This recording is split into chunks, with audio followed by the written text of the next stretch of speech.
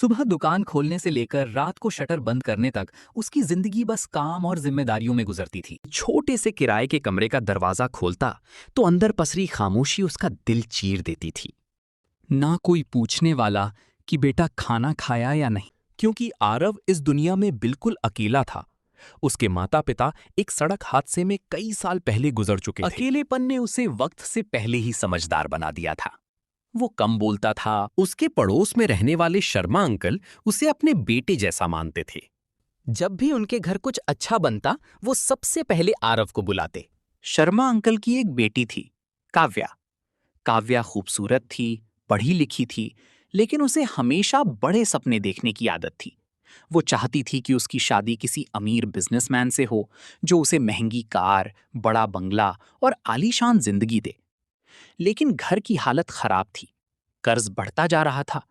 एक दिन शर्मा अंकल ने सोचा कि आरव जैसा मेहनती और ईमानदार लड़का उनकी बेटी के लिए सही रहेगा। उन्होंने काव्या से बात की। पहले तो काव्या ने साफ मना कर दिया, लेकिन जब उसे पता चला कि उसके पिता बहुत परेशान हैं, तो उसने मजबूरी में हाँ कर दी। उसे पहली बार लगा था कि अब उसकी जिंदगी में भी कोई अपना आ गया है। वो काव्या को खुश रखने के लिए अपनी हैसियत से बढ़कर कोशिश करता। कभी उसके लिए नई चूड़ियां लाता, कभी उसकी पसंद की मिठाई। लेकिन काव्या को ये सब छोटा लगता। उसे लगता था कि उसने अपनी खूबसूरती के साथ समझौता कर लिया। इसी बीच आरव का बचपन का दोस्त विक्रम उनके जीवन में ज्यादा आने जाने लगा। विक्रम अमीर बाप का बेटा था।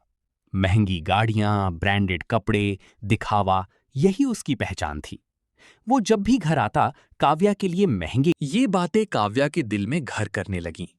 अब वो रोज आरव को ताने देती। कब तक मोबाइल ठीक करके जिंदगी चलाओगे? कभी बड़ा आदमी बनने का सोचा भी है? आरव ये सब सुनकर चुप रह जाता।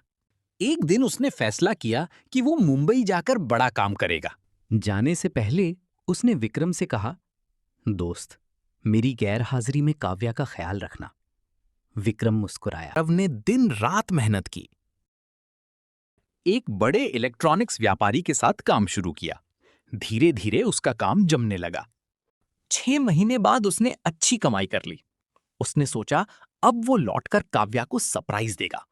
वो बिना बताए रात के वक्त उदयपुर पहुंचा।